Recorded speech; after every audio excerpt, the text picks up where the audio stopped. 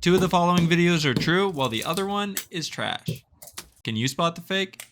Season 4, Episode 1. Round 1, let's begin. If you take some dry ice and stick a roughly room temperature coin on the dry ice, it will at first squeak, and then once it's deep enough that it can stay on its own, you can let go of the coin and the sublimation will cause the coin to move back and forth. If you take two different colored pencils and place one on top of the other, you can see that the red pencil is on top. However, if you take a thin piece of transparent plastic called a Lubor's lens, the long strips of transparent bumps manipulate light passing through in such a way that when you look at the pencils like this through the lens, it now looks like the white pencils on top. By now you already know that citrus fruits like oranges or lemons contain enough flammable oil called limonene that when you squeeze it on an open flame, it can produce larger flames like this. You can take this demo up a notch if you buy orange juice with minimal additives, like this one that only has one ingredient, which is oranges. Fill up a tiny atomizer or a spray bottle with this orange juice, and when sprayed, those flammable oils have a larger surface area and ignite much more easily on an open flame, making this orange juice spray quite dangerous. This demo shows exactly why the phrase "you can't put out a wildfire with orange juice" became so popular.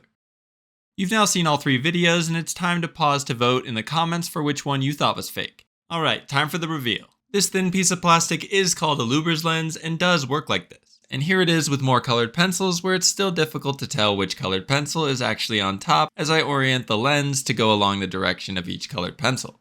If I cut a cross section of the lens, you can see the bumps much more clearly under a microscope, and here's what that looks like. Using a laser pointer, you can see how light is scattered due to those strips of bumps, and the light actually scatters the opposite way that the bumps are laid out. So if something is skinny but perpendicular to this scattering, it just makes it difficult to see. However, if the skinny object is parallel to the scattering and a solid color, it basically looks unchanged. With words written on the pencil though, this scattering is obvious even when it's parallel. It's also true that a coin will flutter back and forth when placed vertically in some dry ice.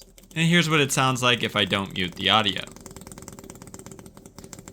Although peels of citrus fruits do contain limonene and can be squeezed on flames like this, orange juice is primarily water and just extinguishes the flame. I actually purchased limonene concentrate, which is the same flammable oil in the peel of oranges, and filled up the bottle with that. I even had to spray this pretty lightly to produce semi-believable flames because this stuff is actually way more flammable than it appeared in the first clip.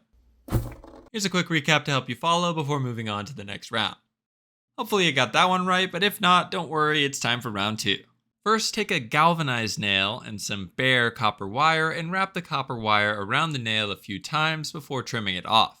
Then repeat this step 4 more times. Next, carefully place each nail in its own spot of an ice cube tray, making sure that the copper wire reaches into an adjacent spot without touching the next nail, just as you can see here in this top-down view. Notice that there should be a gap where 2 spots of the ice cube tray aren't connected. Next, take some vinegar and fill up each spot on the ice cube tray, making sure that each copper wire is submerged. You've now made a multi-cell electrochemical battery. If I add an LED to complete this circuit by bridging that gap, the LED will light up. Before doing so, I'll turn off the lights to hopefully see it better. Placing the LED with the leads dipping down into the vinegar, and you can see it's lighting up. Turning the lights off fully, and now you can really see it glow.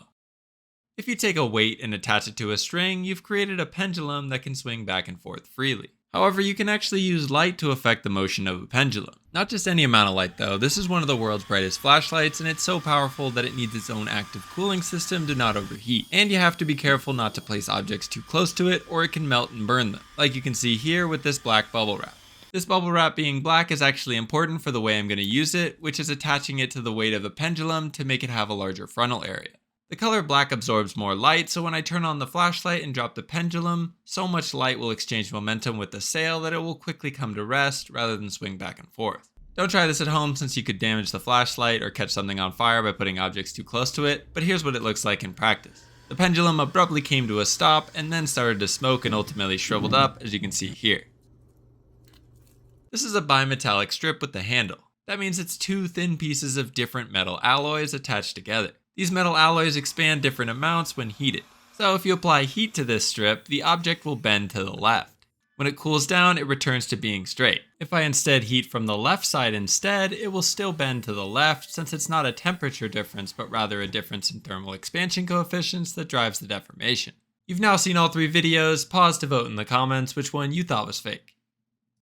Nails, copper wire, and vinegar can be used to create a battery and light up an LED. Walter White famously made a similar battery to jumpstart his RV, although it's up for debate whether this would have actually worked the way he did it. A bimetallic strip also does bend the same way, regardless of whether it's heated from the right side or the left side. That means although this super bright flashlight is strong enough to melt plastic if you're not careful, it did not bring this pendulum to a stop abruptly. I tried my best to edit out the copper plate below, but it's actually the copper and the magnet interacting that causes electromagnetic braking and slows the pendulum to a stop. This is the same phenomenon that caused a magnet to fall much slower through a copper tube in a previous season of Two Truths and Trash. By the way, this episode is sponsored by me and my Two Truths and Trash Science Trivia deck, which has 50 rounds of this show in the form of trivia and is available for purchase on my website, twotruthsandtrash.com. Thanks for your support, and now it's time for the final round, round 3. If you release the butane from one lighter without sparking it, you can use a second lighter that's already burning to light the gas of the first lighter.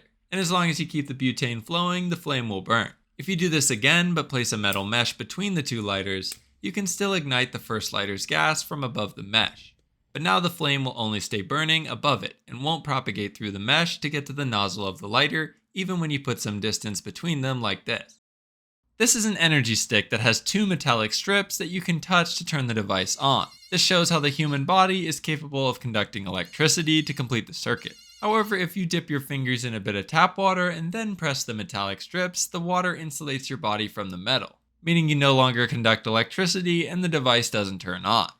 This display stand is just a thin, clear acrylic rod. If you shine a laser from the side of this acrylic rod, the laser goes through pretty straight, pretty much how you'd expect. However, if you shine the laser at the end of the acrylic rod, the entire display stand illuminates, sort of like a fiber optic cable. You've seen all 3 videos now, pause to vote in the comments which one you thought was fake.